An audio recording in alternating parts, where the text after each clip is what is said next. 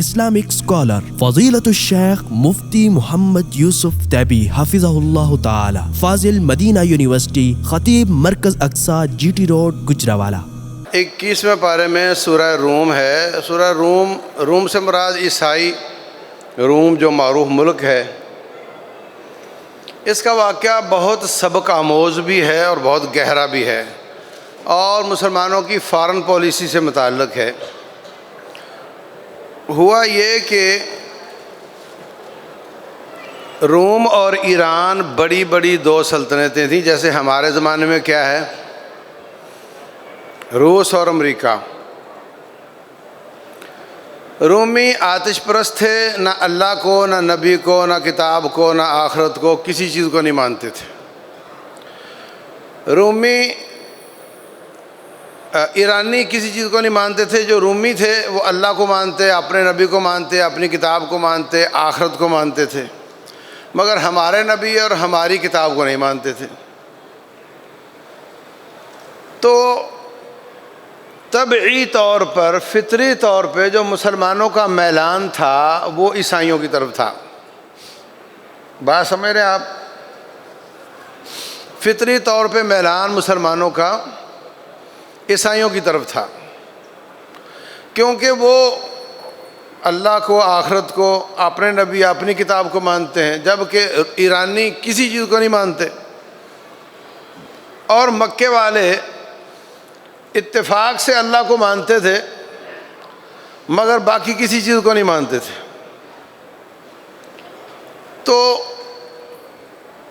ایرانی بھی کسی چیز کو نہیں مانتے تھے، مکے والے بھی نہیں مانتے تھے، تو ان کا طبعی میلان ایرانیوں کی طرف تھا۔ کوئی ایرانیوں کے ساتھ ان کی ملاقات نہیں تھی، اور رومیوں کے ساتھ کوئی مسلمانوں کی ملاقات نہیں تھی۔ ایک فطری طور پہ اتحادی بنے بیٹھے تھے۔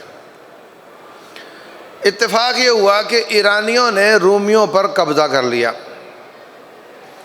تو مکے کے مشرکوں نے جشن منانا شروع کر دیا، واہ جی واہ ہم جیت گئے۔ تو نبی صلی اللہ علیہ وسلم نے اس کا جواب یہ نہیں دیا کہ لو وہ رومی بھی کافر ہیں اور تم بھی کافر ہو اور ایرانی بھی کافر ہیں، ہمیں کس چیز کا الزام دیتے ہو، بلکہ آپ نے ان کا الزام قبول کیا۔ اور صرف آپ نے نہیں کیا، اللہ نے بھی کیا، اور اللہ نے سورہ روم نازل کی اور فرمایا کہ غلبت الروم فی ادنی الارض وهم من بعد غلبهم سیغلبون فی بضع سنین للہ الامر من قبل ومن بعد۔ چند سالوں میں، 3 سے لے کر 9 سالوں میں دوبارہ ایرانیوں پر رومی قابض ہو جائیں گے۔ وَيَوْمَئِذٍ يَفْرَحُ الْمُؤْمِنُونَ، اس دن مومن خوش ہوں گے، بنصر اللہ، اللہ کی مدد کی وجہ سے۔ اب دیکھو، عیسائی تثلیث کے قائل، مشرک پلید،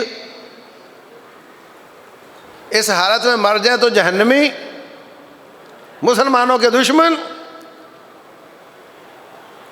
مگر رب فرما رہا ہے جس دن رومی ایرانیوں پر قابض ہوں گے اس دن مومن خوش ہوں گے۔ 1 سال گزرا، 2 گزرے، 3 گزرے، مکے کے مشرک حضرت ابوبکر صدیق کو کہتے ہیں اپنے نبی سے پوچھ، ابھی تو 3 سال گزر گئے ہیں، ابھی تک تو کوئی چانس نظر نہیں آ رہا تمہارے جیتنے کا۔ نبی صلی اللہ علیہ وسلم کو پوچھا گیا تو آپ نے فرمایا تم عرب لوگ ہو، عقل کرو، قرآن نے کہا بضع سنین، بضع کا معنی 3 سے 9 تک ہوتا ہے، صبر کرو۔ تو 9 سے پہلے دوبارہ رومی ایرانیوں پر قابض ہو گئے۔ وَيَوْمَئِذٍ يَفْرَحُ الْمُؤْمِنُونَ، مومن خوش ہوئے۔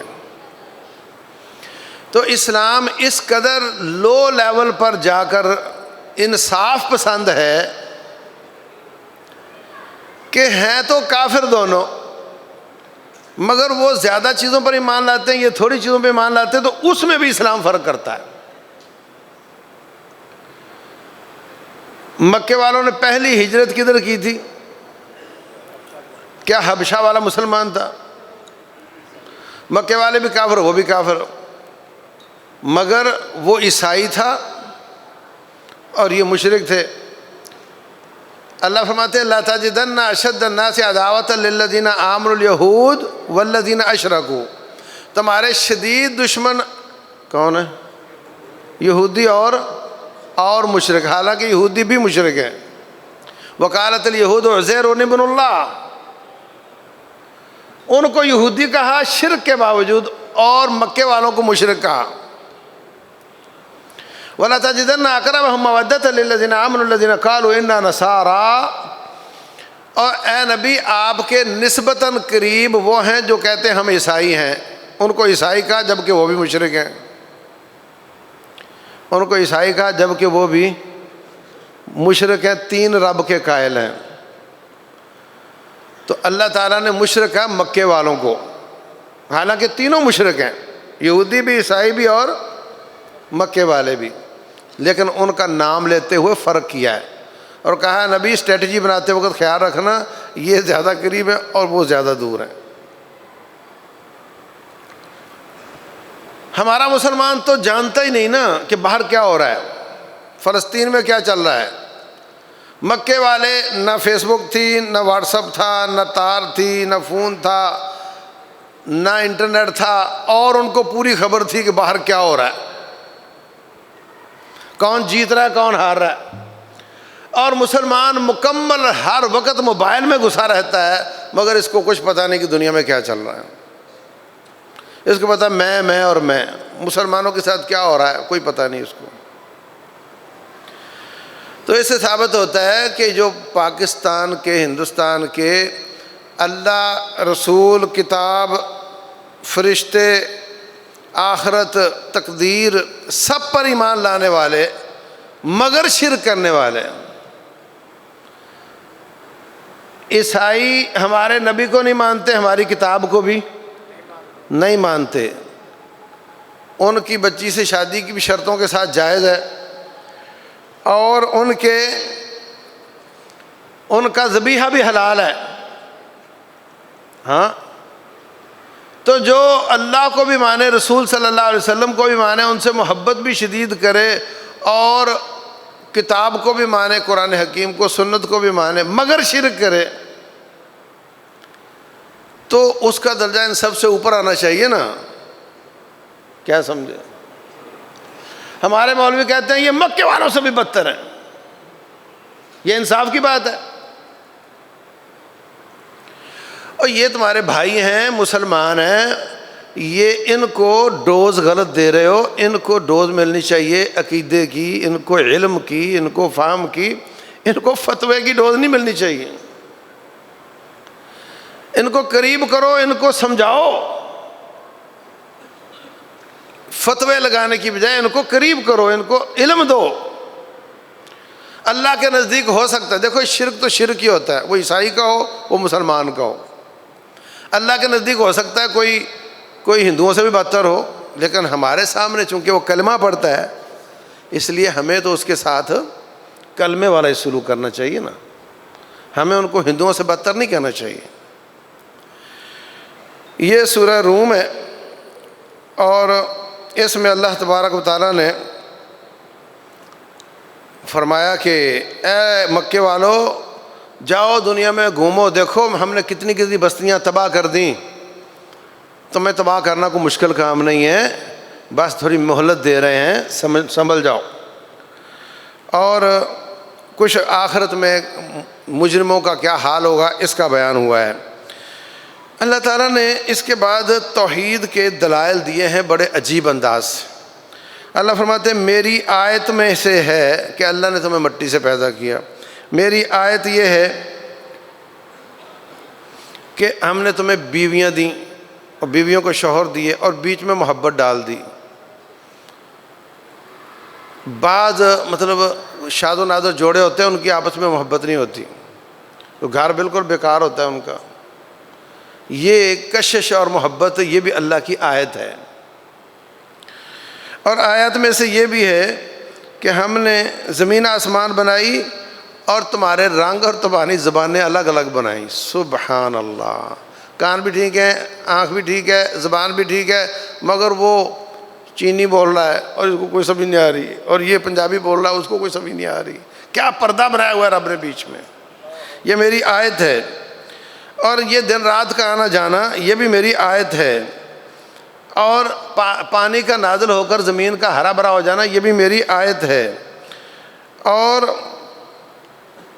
اللہ کے حکم سے زمین آسمان قائم ہے یہ بھی میری آیت ہے، اور جب اللہ اٹھنے کا حکم دے گا مردے نکلیں گے قبروں سے یہ بھی میری آیت ہے، اور وہی ہے جس نے کائنات کو بنایا دوبارہ زندہ کرے گا یہ بھی میری آیت ہے۔ تو یہ تمام آیات ہیں۔ کچھ آیات ہوتی ہیں قرآن کی، ان کو آیات شرعیہ کہتے ہیں۔ اقیم الصلاۃ، نماز پڑھو، یہ آیت ہے، اور یہ والی جو آیات ہیں یہ کائنات کی کھلی کتاب کی آیات ہیں۔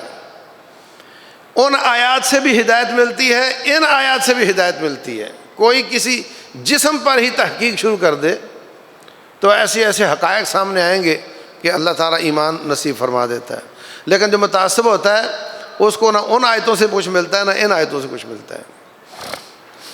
غلام کی مثال دی اللہ تعالیٰ نے کہ ایک آدمی نے غلام خریدا، اب وہ کیا کرے گا؟ کیا اپنی جگہ پہ بٹھائے گا اس کو؟ جو خود کھاتا ہے، جس طرح کا خود پہنتا ہے، جس طرح کی اس کی چارپائی ہے اس طرح کی دے گا اس کو؟ اور یار تم اپنے جیسے انسان کو جو غلام کہتے ہو اپنا پروٹوکول نہیں دیتے ہو۔ میں تو تمہارا خالق ہوں، تم مخلوق کو میرا پروٹوکول دے رہے ہو۔ ہاں، حالانکہ تم دونوں مخلوق ہو، غلام اور آقا دونوں مخلوق ہیں، اور میں تمہارا خالق ہوں، میرے کسی غلام کا پروٹوکول اس کو دے رہے ہو۔ اللہ اکبر۔ اللہ فرماتے ہیں جو تم سود پر پیسے دیتے ہو تمہاری نظروں میں بڑھ جاتے ہیں، اللہ کے نزدیک نہیں بڑھتے، اور جو تم صدقہ کرتے ہو تمہارے نزدیک میں کم ہو جاتے ہیں، اللہ کے نزدیک بڑھ جاتے ہیں۔ زمین میں فساد آنے کی وجہ وہ انسانوں کے ہاتھوں کی کمائی ہے۔ جو بھی تکلیف آتی ہے، ہم گناہ گار ہی اتنے زیادہ ہیں کہ اللہ اس کو جسٹیفائی کر سکتا ہے کہ یہ تیرے فلاں جرم کی وجہ سے۔ اور ساری زندگی کوئی سجدے میں پڑا رہے نا تو رب کا حق ادا نہیں کر سکتا۔ اب آپ میری بات سن رہے ہو تو آپ کے کان عبادت کر رہے ہیں، زبانیں تو چپ ہے نا، اس کا حق کون ادا کرے گا؟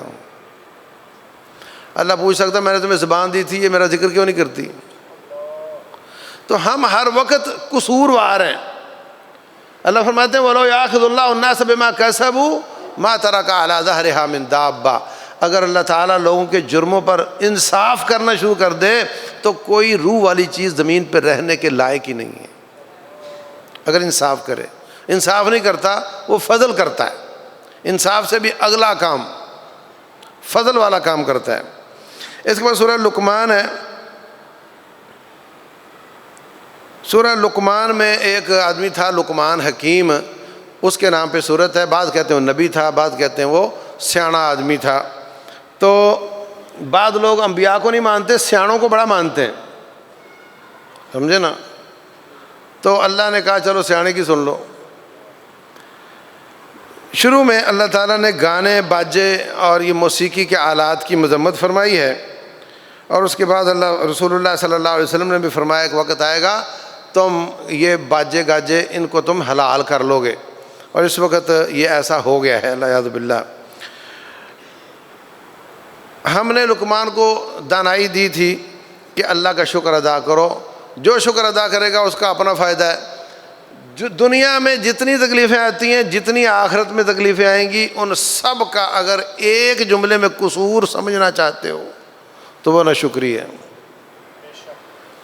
رسول اللہ صلی اللہ علیہ وسلم فرماتے میں نے جہنم میں زیادہ دیکھا عورتیں تھیں، پوچھا کیوں؟ فرمایا شکر نہیں کرتی۔ اب مرد نہیں کرے گا تو اس کا بھی یہ حال ہوگا۔ حضرت لقمان نے اپنے بچے کو نصیحتیں کیں تو وہ اللہ نے بیان کی ہیں۔ نمبر 1 شرک نہیں کرنا، نمبر 2 والدین کے ساتھ اچھا سلوک کرنا ہے، لیکن اگر والدین رب کی بغاوت پر حکم دیں تو ان کی بات نہیں ماننی۔ اے بیٹے اگر کوئی ایک ذرہ بھی ہو کسی پتھر میں بھی ہو تو اللہ اس کو واپس لانے کے لائق ہے، قابل ہے۔ نماز قائم کرنی ہے، نیکی کا حکم دینا ہے، برائی سے منع کرنا ہے، اور تکلیف آئے تو اس پہ صبر کرنا ہے، اور لوگوں کے سامنے تکبر نہیں کرنا، اور زمین پر اکڑ کر نہیں چلنا، کیونکہ اللہ تعالیٰ ایسوں کو پسند نہیں کرتا۔ اونچی آواز سے نہیں بولنا، کیونکہ بہت اونچی آواز گدھے کی ہوتی ہے، یہ قرآن کی لفظ ہیں۔ تو اس کے بعد سورہ سجدہ ہے۔ سورہ سجدہ ہے جو ہم جمعہ والے دن فجر میں پڑھتے ہیں۔ اللہ تعالیٰ نے اپنی قدرتوں اور اپنی نعمتوں کا تذکرہ فرمایا ہے۔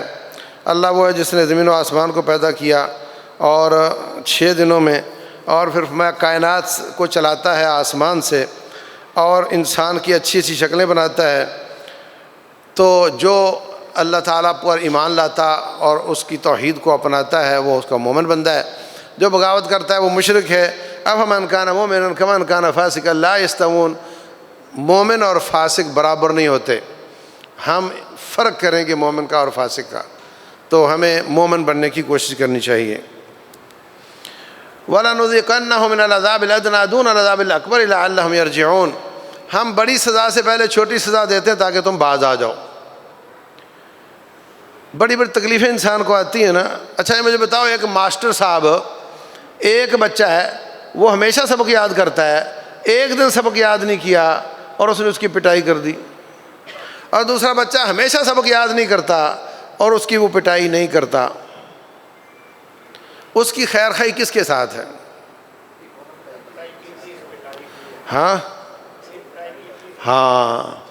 تو پھر رب ذوالجلال بھی مار دینے سے پہلے، سرخ بتی سے پہلے پیلی بتی جلا دیتا ہے تاکہ یہ سنبھل جائے۔ جتنی بھی تکلیفیں آتی ہیں انسان کو سنبھالنے کے لیے ہوتی ہیں، اور مسلمان کیا کرتا ہے، یہ اس کی سائنسی توجیہ کر کے نا اور ساری اس کی ہوائیں نکال دیتا ہے۔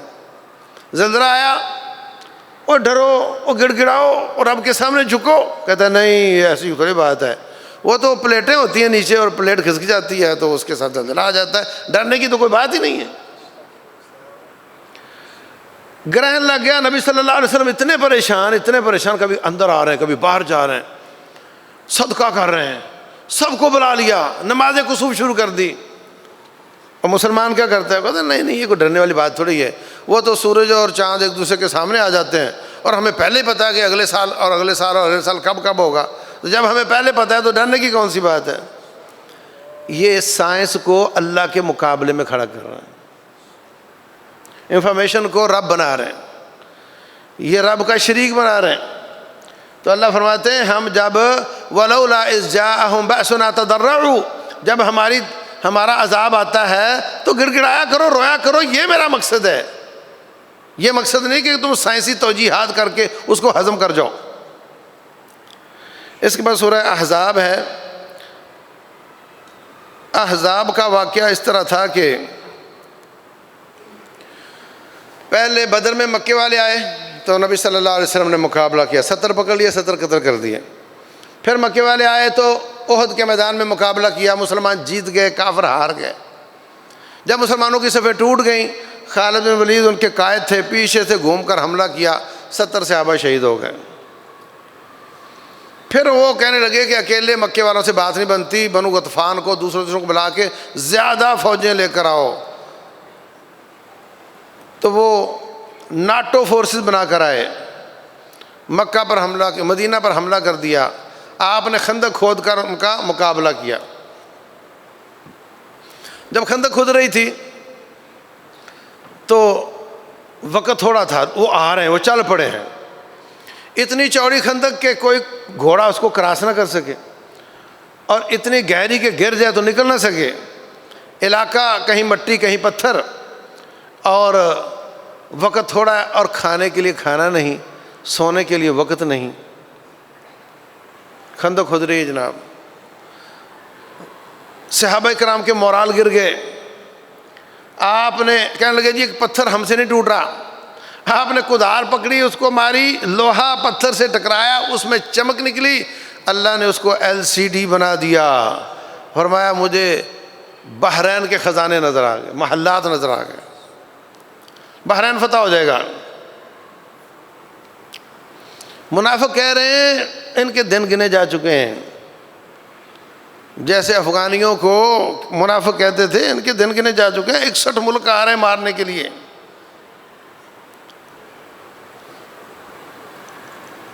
آپ نے فرمایا بحرین فتح ہو گیا، روم فتح ہو گیا، اس کا مطلب یہ کہ ہم نہیں مرتے، تبھی فتح ہوگا نا۔ صحابہ کرام نے نعرہ مارا، نحن الذین بایعوا محمد علی الجہاد ما بقینا ابدا۔ منافق کہتے ہیں پیشاب کرنے باہر جا ہو نہیں سکتا، اتنا خوف ہے، اور ان کو روم نظر آ رہا ہے، ان کو بحرین نظر آ رہا ہے۔ اللہ اکبر۔ منافقوں کا نفاق زیادہ ہو گیا، وما زادہم الا ایمانا وتسلیما، مومنوں کا ایمان زیادہ ہو گیا۔ منافق اسباب کو دیکھتا ہے اور مومن اسباب کے رب کو دیکھتا ہے، یہ فرق ہے۔ اتنی فوجیں، اتنے ٹینک، اتنے یہ، اتنے وہ، تو ہمارے اتنے، تو لہٰذا ہم تو گئے۔